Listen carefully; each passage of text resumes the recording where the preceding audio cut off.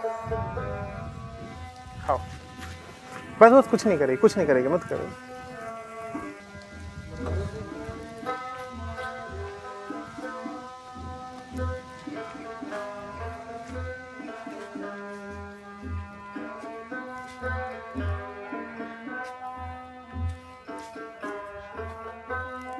Mobile से अपनी torch जला दी।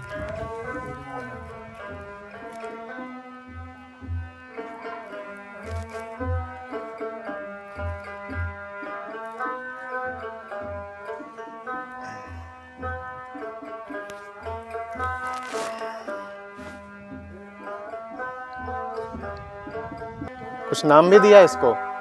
लालटू। लालटू।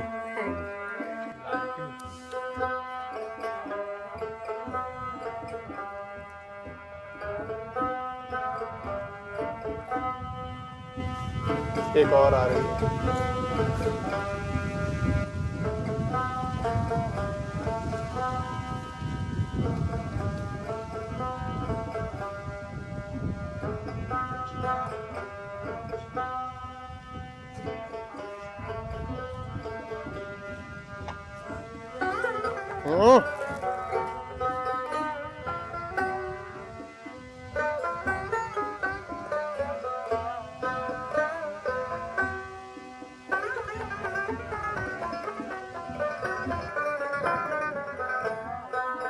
उसके लिए बस बस हो गया, जाओ तुम अब।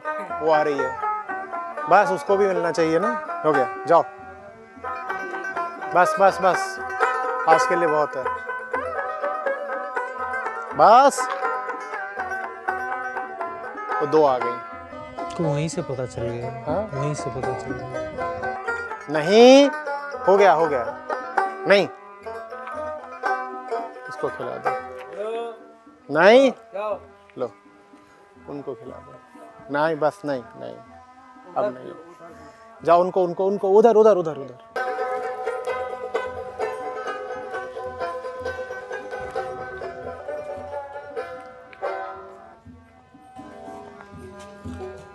आचार्य जी, अभी पता चला कि गाय को क्यों पूजते हैं।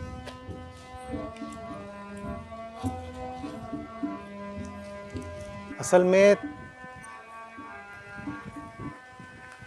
ये एक ऐसा जानवर है जिसमें जानवर के जो आम गुण होते हैं वो कम है। कहने को पशु है, बस बस बस। अब ये इसका जो है स्नेह है, एक तरह से आभार है। अभी तुमने खिलाया है तो कहने को ये पशु है, लेकिन इसमें पशुता बहुत कम है अन्य पशुओं की अपेक्षा। ठीक है, और ये बहुत बड़ी बात है, क्योंकि मुक्ति का और क्या मतलब होता है? मुक्ति का मतलब ही यही होता है कि आदमी के भीतर का जो पशु है, आदमी उससे आगे निकल सके। तो गाय इसीलिए एक बहुत महत्वपूर्ण प्रतीक है कि पशु अपनी पशुता से आगे निकल रहा है। पशु है, पर पशुता की बिल्कुल सीमा पर पहुंच गया है, ऐसी जगह पहुंच गया है जहां कुछ ऐसा लग रहा है कि ऐसे गुण उसमें आ रहे हैं जो पशुओं में आमतौर पर होते नहीं हैं। अब जैसे शांत रहता है, स्थिर रहता है। अब ये देखो, ये आप फील करना चाह रही है हाँ, आपकी बॉडी को। हाँ। बस बस बस बस। तो इसलिए भारत ने गाय को इतना विशेष माना और गौ माता कह करके इसकी पूजा करी।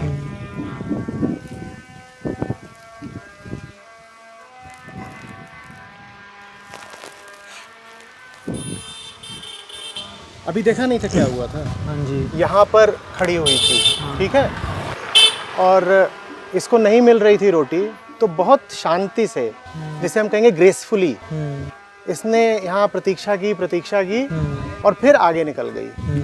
ना कुछ ऐसा नहीं किया कि भाई शोर मचाऊंगी जैसे अन्य पशु करते हैं कि भौंकूंगी या किसी तरह का उपद्रव करूंगी, कुछ भी नहीं। चुपचाप धीरे धीरे अपना आगे चली गई।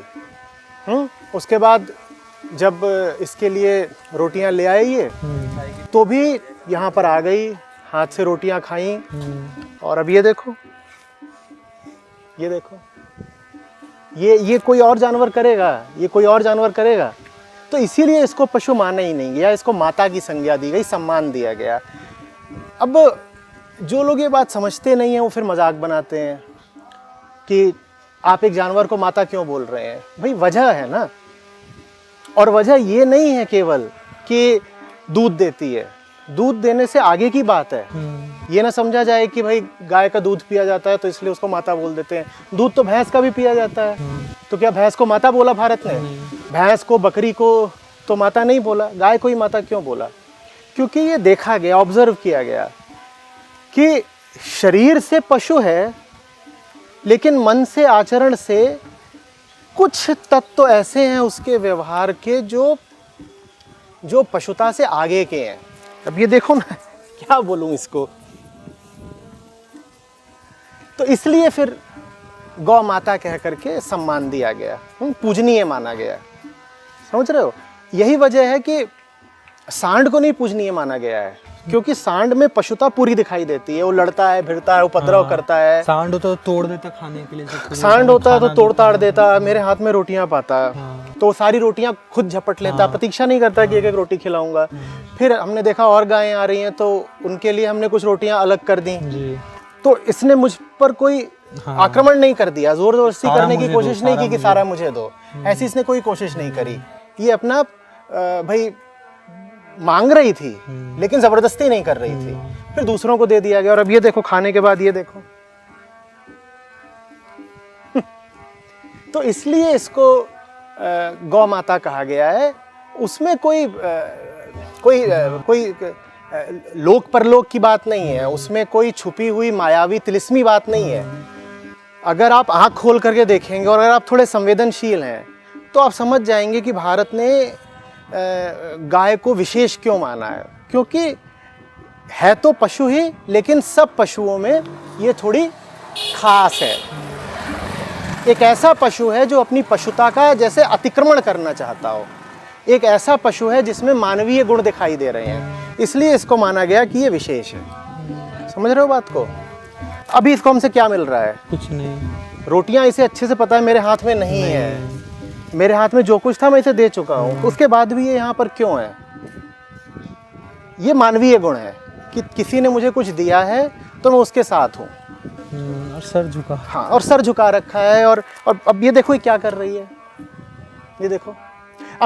अब आप कुतर्क कर सकते हो, आप कह सकते हो कि वैसे तो कुत्ता भी जिससे रोटी पाता है उसके पास आता है, लेकिन ये भूलो मत कि कुत्ते में पशुओं के बाकी सारे गुण होते हैं। वो काटता है, भौंकता है और कई और तरीके के ऐसे काम करता है जो बिल्कुल पशु जैसे ही है।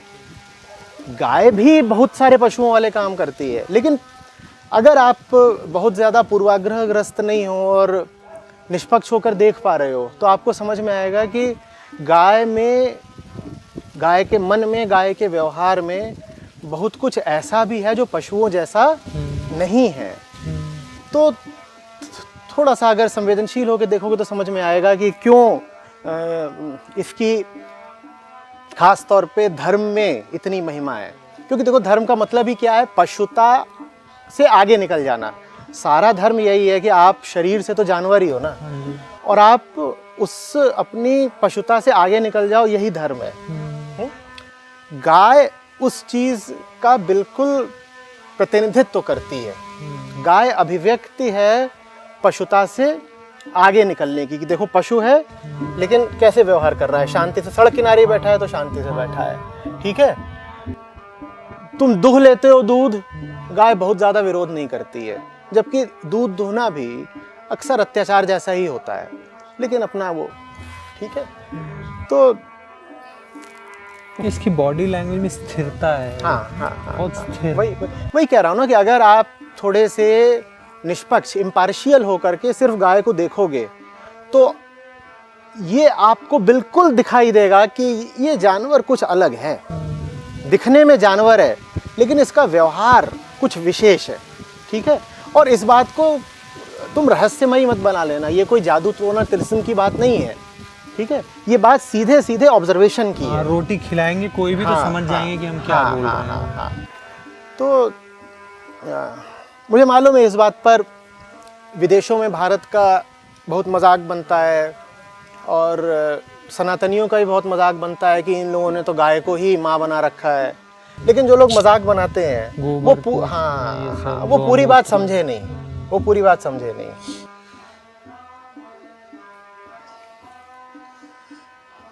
समझे तो खैर देखो वो भी नहीं जो गाय को पूजते हैं। जो लोग गाय को माता बोलते हैं, गाय का अच्छा खासा शोषण तो वो भी कर डालते हैं माँ बोलकर भी। तो इस बात को पूरी तरह समझ पाना कि गाय में एक विशेष आध्यात्मिक किस्म की अभिव्यक्ति है, कि गाय में एक प्रतीकात्मकता है, ये किसी संवेदनशील मन का ही काम है। ज़्यादातर लोग समझ नहीं पाएंगे। जो लोग गाय का उपहास करेंगे वो भी ये कह के करेंगे कि अरे देखो हाँ जानवर को माँ मान लिया। और जो लोग गाय को माता बोलते हैं वो भी बात तो समझ ही नहीं रहे हैं, वो भी बस परंपरागत कारणों से और सांप्रदायिक कारणों से कि भाई मेरे संप्रदाय में गाय को माँ माना जाता है, मैं भी मान रहा हूँ। तुम समझो तो सही कि गाय को क्यों विशेष माना गया है, कारण है, उस कारण को समझो, तब आप गाय के प्रति सही रवैया रख पाएंगे। और फिर आप ये भी पाओगे कि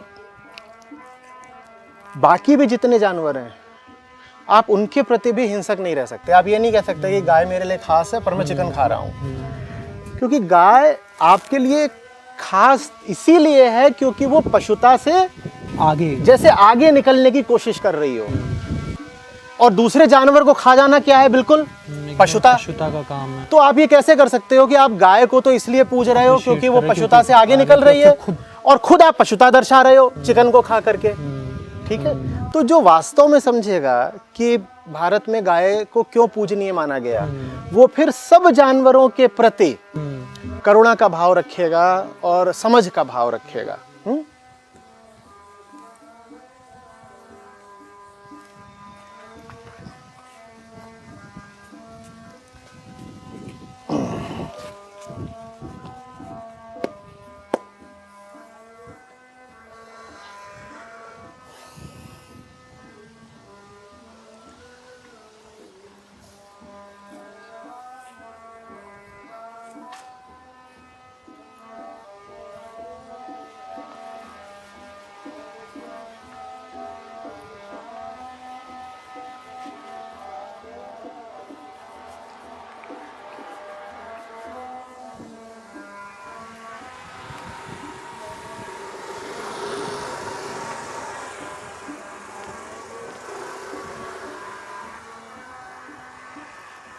बस चलो, जाओ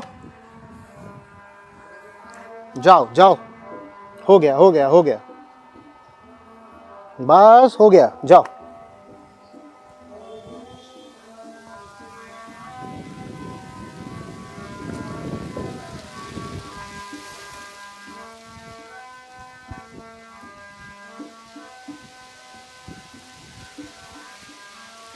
अभी हम जहाँ पर खड़े हैं वहाँ पर सनातन धर्म के बिल्कुल दो प्रतीकों के साथ हैं, एक गाय एक गंगा।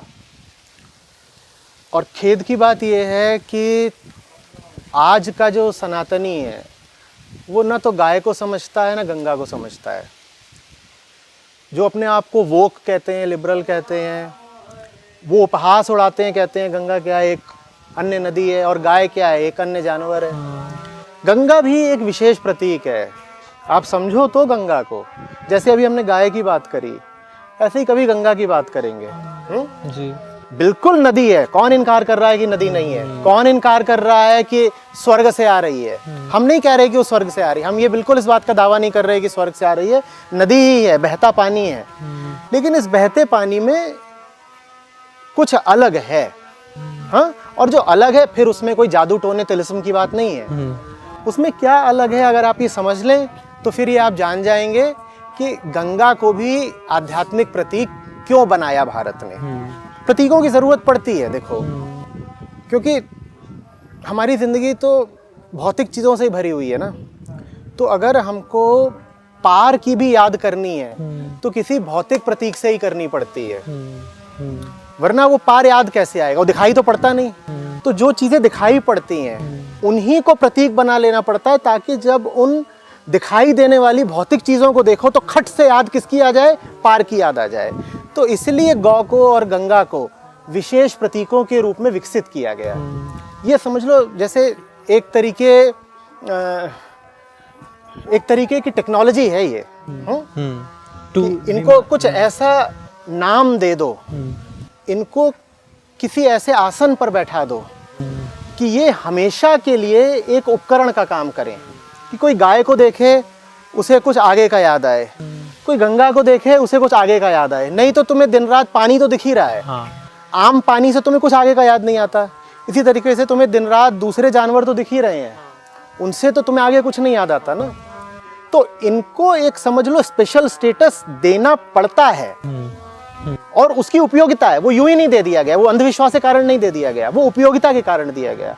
उस उपयोगिता की चर्चा कभी आगे करेंगे। अभी तो ये छोड़ ही नहीं रही मुझे, तो क्या चर्चा करें। जाओ भाई जाओ, बस बस। देखो तुम्हारी कितनी शूटिंग हो गई वहां पे, यहाँ सब 3-4 कैमरे लगे हुए हैं तुम्हारे लिए। जाओ जाओ जाओ जाओ, बस बस हो गया, आप जाओ, चलो।